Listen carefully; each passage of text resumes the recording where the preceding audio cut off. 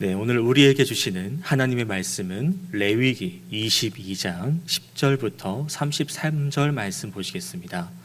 레위기 22장 10절부터 33절 말씀입니다. 다 찾으신 줄 알고 한 절씩 교독하겠습니다. 일반인은 성물을 먹지 못할 것이며 제사장의 객이나 품꾼도 다 성물을 먹지 못할 것이니라.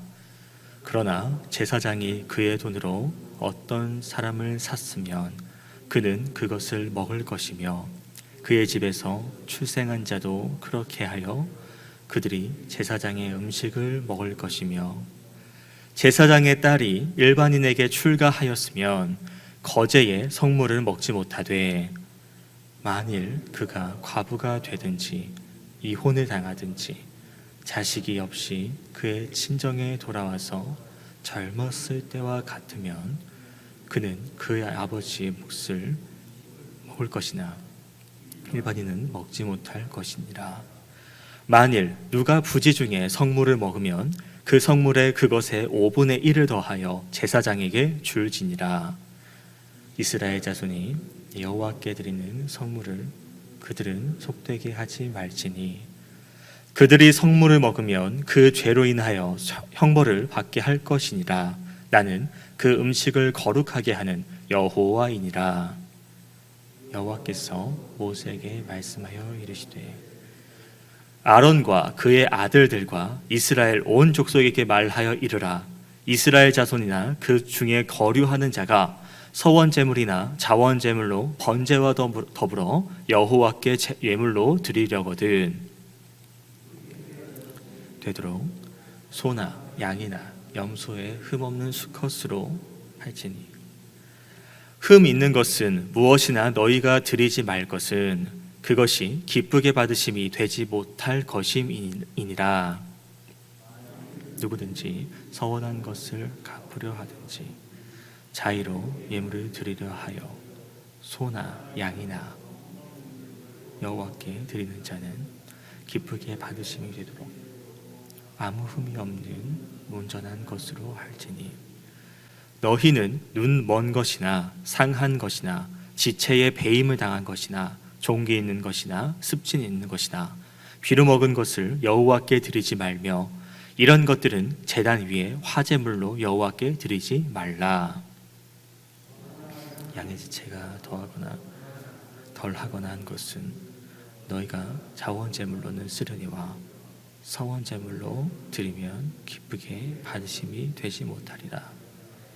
너희는 고환이 상하였거나 치었거나 터졌거나 배임을 당한 것은 여호와께 드리지 말며 너희의 땅에서는 이런 일을 행하지도 말지며 너희는 외국인에게서도 이런 일을 받아 너희의 하나님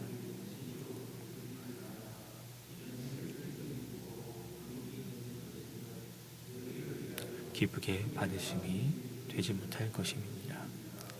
여호와께서 모세에게 말씀하여 이르시되 수소나 양이나 염소나 나거든 이르 동안 그것의 어미와 같이 있게 하라. 여덟째 날 이후에는 여호와께 화제로 예물을 드리면 기쁘게 받으심이 되리라. 암소나 암양을 막론하고 어미와 새끼를 같은 날에 잡지 말지니라. 너희가 여호와께 감사제물을 드리려거든 너희가 기쁘게 하심이 되지며 그 제물은 그날에 먹고 이튿날까지 두지 말라. 나는 여호와이니라. 너희는 내 계명을 지키며 행하라. 나는 여호와이니라. 너희는 내 성호를 속되게 하지 말라. 나는 이스라엘 자손 중에서 거룩하게 함을 받을 것이니라. 나는 너희를 거룩하게 하는 여호와요 너희의 하나님이 되려고 너희를 애굽 땅에서 인도하여 낸 자니 나는 여호와이니라. 아멘. 오늘 본문이 좀 길었습니다. 어제 말씀 제사장에 대한 규례를 말씀하셨다면 이제는 이제 제사장 외에 일반인들이라고 이제 칭하는 사람들에 대해서 또 하나님께서는 우리에게 규례를 보여주고 계십니다. 본문에 들어가기 전에 잠깐 제사장의 그 대해서 좀 설명을 드려야 될 것 같은데요. 당시 제사장들이 어떻게 먹고 살았는지 잘 아시는 부분이지만 한 번 더 설명을 드리자면, 일단 제사장은 레위 지파입니다. 레위 지파는 어디 땅을 차지하지 않았어요. 땅 분배해서 차지하지 않고 그저 그들 가운데 그들에 속해 있었습니다. 왜냐하면 레위 지파, 레위인들은 하나님께 속한 사람으로 구별되었기 때문에 성막에서 봉사하는 일에 전념했어야 했기 때문입니다. 그래서 그들이 따로 농작을 하거나 뭔가 일을 하지 않기 때문에 이제 다른 지파들의 수입의 10분의 1을 걷어서 먹고 살 수 있었다라는 것이죠. 그래서 이제 이것을 이제 이 성막을 중심으로, 레위인들이 모이는 그 중심으로 이제 하나님의 제사장들에게 그 주시는 그 10분의 1 목들을 성물이라고도 이야기를 합니다. 그래서 성막 안에 있는 진설병이나 이제 백성들이 하나님께 바치는 거룩한 희생 제물 중에 일부를 제사장에게 주셨다라는 것이죠. 그 중에 하나가 이제 레위기 7장 32절 33절에 보시면 이제 화목제물의 오른쪽 뒷다리를 제사장들이 자기의 소득으로 취했다라는 구절이 있습니다. 그러니까 이런 것처럼 제사장들은 하나님께 드려진 것들 일부를 이제 취하면서 삶을 유지했다라는 것이죠. 이것을 생각하시면서 이제 오늘 말씀을 보도록 하겠습니다. 오늘 10절부터 33절까지를 이제 크게 두 부분으로 나눈다면, 첫 번째 부분은 이제 그 성물을 나눠 먹을 수 있는 그 범위를 어디까지 정해야 되냐라는 것이고요. 두 번째는 하나님께서 기뻐 받으시는 희생 제물의 방법이라는 것입니다. 먼저 첫 번째는 10절부터 16절까지인데요. 이제 성물을 어디까지 누구까지 같이 나눠 먹을 수 있냐가 나옵니다. 아까 전에 말씀드렸던 제사장들은 하나님께서 주셨고 그리고 그 제물을 취했다고 되어 있는 말씀을 드렸는데요. 그런데 10절을 보면 이런 말씀이 있습니다. 일반인이라고 언급을 하면서 그들은 성물을 먹지 못한다고 합니다. 제사장의 손님, 제사장의 일꾼들도 성물을 먹지 못한다라고 말합니다. 제사장의 몫으로 선택된 할당된 성물은요, 제사장과 그리고 제사장의 가족들만 먹어야 되기 때문이에요. 그러니까 일반인, 이제 그 손님, 이제 일꾼들 10절에서는 먹지 못한다라고 되어 있는데, 그러나 11절을 보시면 그러나라고도 시작을 하죠. 그러나라고 시작하면서 제사장이 그의 돈으로 이제 종이 그 노동력을 샀다면 먹어도 된다라고 이야기를 합니다. 그러니까 사람을 돈 주고 샀다라는 이 표현은요, 이제 그 종을, 그 사람을 내 자산으로 만들었다라는 것이에요. 내 재산으로 만들었다는 뜻입니다. 그러니까 이제 나에게 팔려온 이 사람은 그냥 일당을 받고 일하는 사람이 아니라 이제 일정 기간 동안 내 안에서 내 가족으로서 이제 그 계약 기간 동안 종으로 일하고 가족처럼 여겨진다라는 것이에요. 그러니까 아까 제사장의 가족들만 먹어도 된다라고 했으니까 이 종들도 내가 대가를 치르고 왔으니까 핏줄상으로는 타인일 수 있어도 그래도 내 가족이다. 그러니까 먹어도 된다라고 말하는 것이죠. 그리고 11절 후반절에 보시면은 그의 집에서 출생한 자라는 표현이 나옵니다. 이것은 이제 그 제사장의 이제 아들이라고도 볼 수 있겠고요. 아니면 제사장의 그 가족으로 속해진 그 종들끼리의 관계 통해서 태어난 그 종의 자식들도 어찌됐건 그 제사장의 그 가족이라는 그 그룹 안에 들어와 있으니까 같이 성물을 먹어도 된다라고 이야기하고 있는 부분입니다. 물론 이것에 대해서는 예외적인 부분도 있습니다. 우리가 전에 보았던 사무엘상 그 다윗의 이야기 기억하지 않습니까? 다윗이 이제 그 사울에게서 도망가고 이제 먹을 것이 없어서 이제 그 아히멜렉 제사장에게 찾아가는 장면, 21장에 나온 부분이죠. 그곳에 가서 내가 먹을 것이 없으니까 내게 먹을 것을 달라, 그리고 무기를 달라고 하지 않습니까? 근데 그 준 것이 내가 가지고 있는 것이 지금 지설병밖에 없다. 근데 이것이라도 가져가라라고 말하죠. 아까는 제사장들만 먹는 것이라 말씀드렸는데, 그러면 다윗이 제사장 가족으로 속해 있는 건가? 그것도 아니거든요. 근데 이것을 주었다라는 것은 이제 뒤에 신약에 나오는 예수님 말씀을 우리가 잠깐 인용해야 될 것 같습니다. 마태복음 11장에 나오는 부분, 12장이죠. 이제 그 안식일에 제자들이 그 가다가 이삭을 이제 먹는 장면이 있어요. 근데 이것도 이제 바리새인들이 보기에는 일하는 것이라고 이야기를 합니다. 그래서 아니 안식일에 왜 일하냐라고 따지는 그들에게 예수님께서 다윗도 진설병을 먹지 않았냐, 지금 율법이 중요하냐 생명이 중요하냐라고 말씀하시거든요.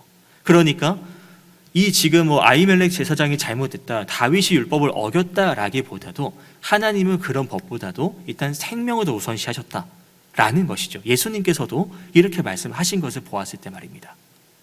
그래서 이런 예외적인 부분이 있다는 것을 잠깐 언급을 했고요. 그리고 이어서 12절과 13절을 보겠습니다.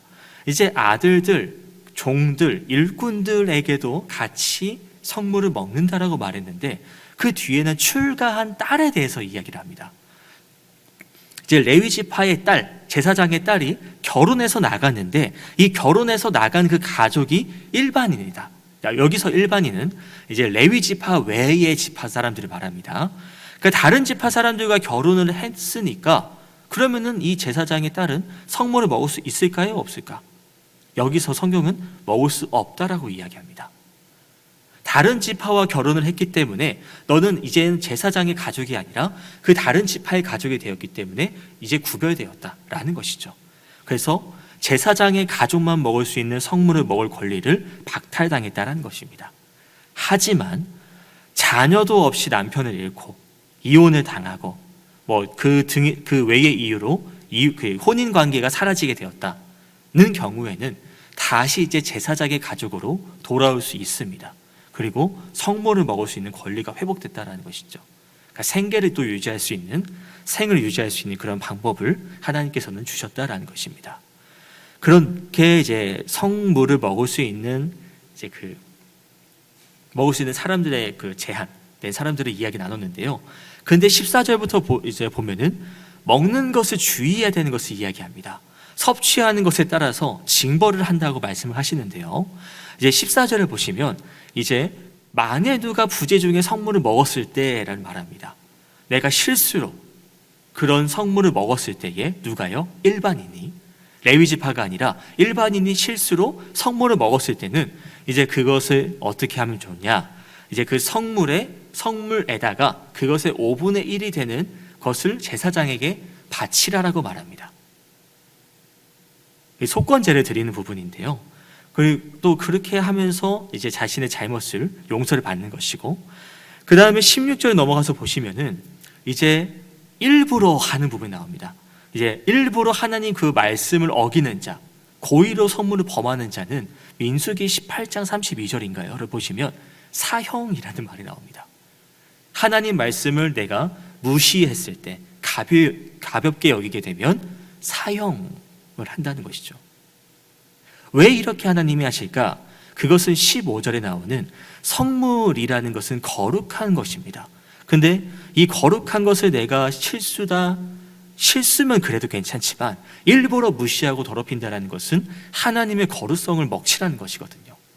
하나님의 거룩을 무시하는 행위이기 때문에 하나님께서는 그렇게 하지 말라고 강하게 경고를 해주신다라는 것입니다. 여기까지가 이제 성물을 나눠 먹을 수 있는 그런 범위에 대해서 말씀을 드렸다면, 이제 17절부터 33절까지는 하나님께서 기뻐하시는 그 재물에 대해서 언급을 하고 있습니다. 하나님이 가장 이제 17절부터 보겠습니다. 17절부터 21절의 내용인데요. 이제 흠없는 짐승, 흠없는 재물에 대해서 하나님께서 어떤 요구를 하시는지가 나와 있습니다. 레위기 1장과 이제 7장까지를 보시면은 이제 흠없는 것에 대해서 이야기를 하지만 뭔가 좀 대략적인, 좀 간단하게 설명을 했었다면은 이제 여기서 좀 구체적으로 말합니다. 여호와께 예물을 드릴 때 흠없고 온전한 도물을 드려야 한다. 왜냐하면 그 예물을 받으시는 분이 거룩하신 분이고 온전하신 분이고 흠이 없는 분이시라는 것을 그 예물을 드리는 백성들이 보고 배우게 하기 위함이라는 것입니다. 18절의 그 중반에 보시면 이제 이스라엘 자손 그리고 그 중에 거류하는 자가 서원 제물이나 자원 제물로 번제와 더불어 여호와께 예물을 드리려거든이라는 말이 나오는데요. 여기서 말하는 것은 그 거류하는 자, 아예 완전 이방인이 아니라 이스라엘 자손과 함께 거하는 외국인들을 말합니다. 이스라엘 자손이나 이스라엘 백성이나 이제 그 이스라엘과 함께하는 이방인들도 하나님께 제사를 드릴 수 있다라는 것이에요. 그러니까 이 하나님의 율법이 이제 그 이방인들에게도 적용이 되었다라는 것이죠. 왜냐하면 이 이방인들이 이스라엘 백성들과 그 이스라엘 사회 가운데에 같이 뿌리 내리고 살아가는 사람이기 때문입니다. 근데 이들이 이제 서원이나 그리고 이제 자원, 제물로 또 이제 하나님께 여호와께 예물을 드린다라고 되어 있는데요. 이제 뭐 서원제는 잘 아시다시피 하나님께 서원한 것을 이루기 위해서 드리는 제사고요. 자원제는 내가 기뻐서 너무나도 하나님께 감사해서 너무나도 기뻐서 그냥 하나님께 그 드리고 싶은 그런 제사를 말합니다. 그리고 감사제는 하나님께서 내게 베풀어 주신 것이 너무나도 감사해서 하나님이 내게 베풀어 주신 게 너무나도 많아서 그 하나님의 은혜에 감사를 드릴 때에 드리는 제사입니다.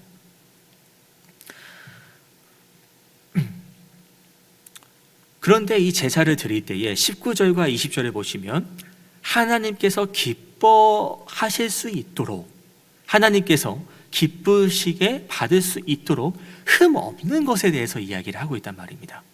흠이 있는 것을 드리면 하나님께서 기뻐하지 않으실 거래요. 그럼 이게 흠이 있는 게 왜 문제가 되냐?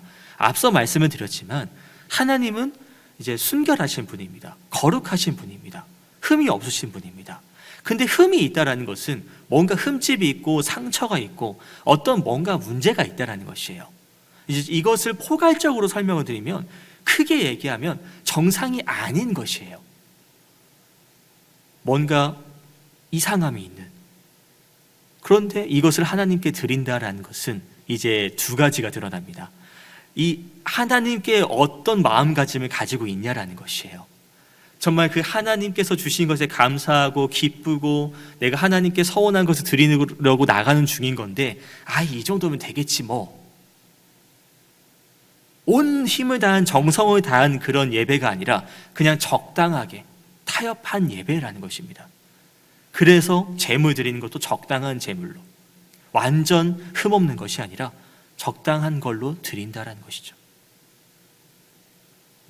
이게 문제가 되는 것이고 또 두 번째는 이제 구속사적 의미를 봤을 때는 이 제물이 희생으로 드려지는 이 제물이 이제 흠없으신 예수님을 예표하는 것이거든요.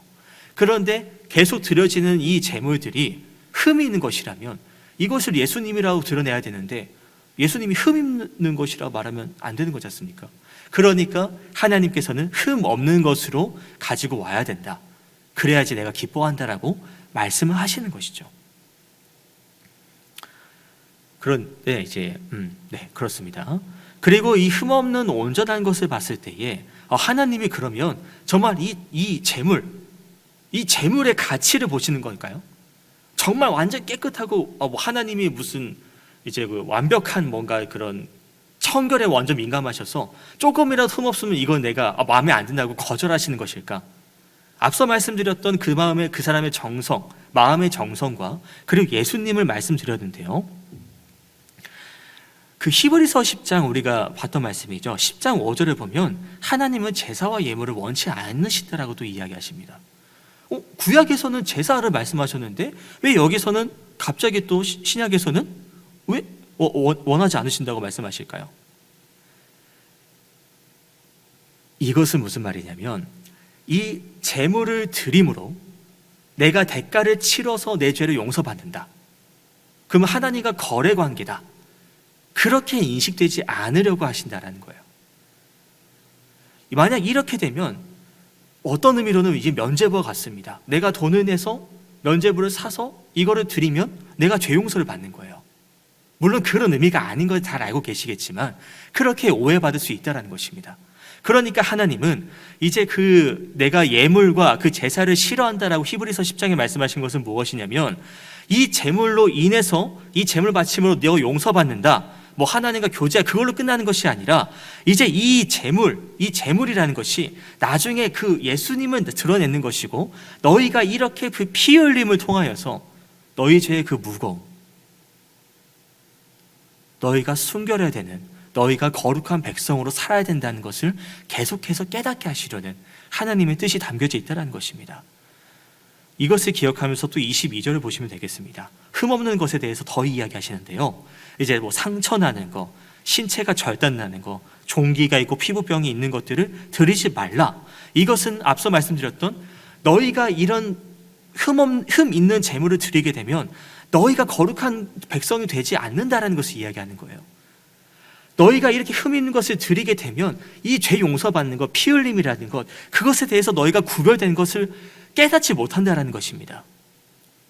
그러니까 흠 없는 온전한 재물을 너희가 신경 쓰고 마음을 담고 계속 집중함을 통하여서 우리가 이런 삶을 살아야 된다, 우리가 구별된 삶을 살아야 한다는 것을 하나님은 전하고 싶으신 것입니다. 하나님께 나오는 사람은 흠이 없이 나와야 된다는 것을 가르치기 위함이라는 것이에요. 그래서 하나님은 23절에서 25절에서도 말씀하십니다. 흠 있으면 내가 기뻐하지 않는다라고. 24절에서도 뭐 고안이 상한 가축은 드리지 말라고 말씀하시는 게, 이것도 이제 그 생육하고 번성하라는 뭐 하나님께서 그 창조 계획, 그 질서를 이렇게 주셨는데 그게 좀 망가진 거지 않습니까? 그렇기에 이것도 흠 있는 재물이 됐기 때문에 하지 말라는 것. 그리고 25절에 나오는 외국인들로부터라는, 외국인들의 그 가축을 구입해서 드리지 말라라는 것은, 이 외국인들은 아까 말한 그 거류민들과는 다릅니다. 아예 하나님 모르는 다른 민족입니다. 그런데 이들 것을 가져오지 말라는 것은 이들이 가져오는 그 재물이 어떻겠습니까? 그 가축이 어떻겠습니까? 어딘가 또 흉터나 있고 어긋나 있고 찢어져 있고, 그러니까 아예 그냥 건들지 말라라는 것이죠. 물론 그럼 흠이 있는 동물들은 어떻게 합니까? 라고 질문이 나올 수 있는데요. 그래서 23절에 이런 말이 나옵니다. 소나 양의 몸에 특정 부위가 다른 것보다 좀 더 길거나 짧은 것들은 흠 있는 재물이다. 이 흠 있는 재물은 하나님께 예물로 드릴 수는 없어요. 하지만 이제 하나님과 예배자 사이에 간의 이제 친교, 교제, 그리고 이제 자발적으로 드리는, 아까 말씀드렸던 이제 감사제, 이런 거에서는 드릴 수 있었다라고 합니다. 그러니까 하나님께서 그 예물을 좀 그 제사에 따라서 구별되게 받으셨다라는 것이죠. 자, 이어서 27절입니다. 희생 제사를 드릴 때 절제가 있어야 된다라고 말씀하시는데요. 이것은 이제 생명의 존중을 이야기합니다. 그 이제 첫 번째가 뭐가 있냐? 이제 어린 가축을 이야기하는데 최소 7일이 지나고 8일째 드려라. 이제 최소 7일인 기준을 보니까 이제 하나님께서 긍휼, 자비의 정신이 담겨져 있다는 규례라고 이야기합니다. 또한 가축이 적어도 일주일은 지나야 그 자기 구실을 할 수 있다고 하더라고요. 이런 두 가지 의미가 담겨져 있어서 이제 8일 이후 8일째 되는 날부터 희생 제물로 드릴 수 있었습니다만, 이제 보통 레위기를 읽어보시면 딱 8일 그날 제물로 드리는 게 아니라 보통 한 1년 정도를 지난 다음에 이제 그 제물로 바쳤다라고 합니다. 자, 두 번째는 뭐냐면 28절입니다. 어미와 어린 자식을 함께 잡지 말라라고 되어 있는데요. 이것은 이제 그 이방 민족들이 이제 자기 뭐 미신적인 거일 수도 있겠고, 뭔가 그냥 자기 즐거움을 위해서 이제 어미와 새끼를 뭐 함께 잡는 그런 게 좀 있었나 봅니다. 신명기 22장에서도 보면 6절 7절인가 그 새 둥지 얘기가 나오는데요. 거기도 어미와 새끼를 한 번에 잡지 말라라는, 이제 하지 말라라는 말씀이 나오거든요. 그러니까 이런 것을 봤을 때 하나님께서 이제 그런 이방 민족이나 그들의 이제 그런 그 어미와 새끼, 그들의 이제 그 긍휼함, 자비한 마음을 좀 가지고 살아가려는 하나님의 뜻이 담겨져 있지 않았을까라는 생각이 듭니다. 그리고 세 번째는 감사제로 드린 제물은 다 그날 먹어라. 못해도 다음 날까지는 다 먹어라. 죄송합니다. 그날까지 다 먹어라. 다음 날까지 남기지 말라라고 말씀하십니다. 이 제사를 드리는 것도 하나님께서는 이렇게 하나하나 세밀하게 규칙을 정해 주셨다는 것이죠. 그리고 또 32절에 하나님의 이름에 대해서 언급하십니다. 그리고 너희는 구별된 삶을 살아야 된다고 또 말씀하시는데요. 내 성호를 속되게 하지 말라라는 말은, 성호는 이렇습니다. 이제 하나님의 인격과 같이 신성한 그런 이제 존엄성과 거룩함이 담겨져 있는 것인데요. 이제 10계명의 3계명, 내 여호와 이름을 망령되게 일컫지 말라라고 말씀하신 부분과, 그리고 레위기 24장 우리가 나중에 보겠지만 여호와의 이름을 회방하면 그를 반드시 죽인다. 온 회중이 돌로 그를 쳐 죽일 것이다. 죽이라. 는 경고하는 말씀까지 있는 것을 봤을 때는 하나님의 이름에 대해서 그런 거룩한 마음가짐을 가져야 된다는 것, 그리고 그 뒤에 나오는 나는 너희 이스라엘 백성 중에서 거룩하게 함을 받을 것이다 말씀하시거든요. 언약의 백성이 하나님을 경외할 때, 하나님의 이름을 경외하고 하나님의 말씀에 거룩하게 순종하려고 하고 하나님 말씀을, 그 규례와 법도를 잘 지켜 행하면 그것이 하나님께 영광이 된다는 것이에요. 그러니까 우리는 여기서 내가 어떻게 해야 되는지가 보여진다는 것입니다. 하나님의 백성이라면, 하나님의 자녀라면 규례와 법도를 잘 지켜 행해야 된다. 그것이 하나님께 영광이 된다라는 것이죠. 하나님께서는 이렇게 우리가 거룩한 삶을 살아갈 때, 우리가 규례와 법도를 지킴을 통하여서 하나님의 영광을 받으시고요, 그리고 백성들을 통해서 하나님의 뜻을 또 펼치신다는 것입니다.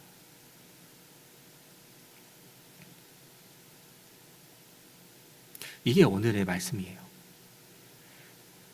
하나님은 사랑, 긍휼, 거룩을 이라는 이런 정신으로 재물을 바치라고 말씀하십니다.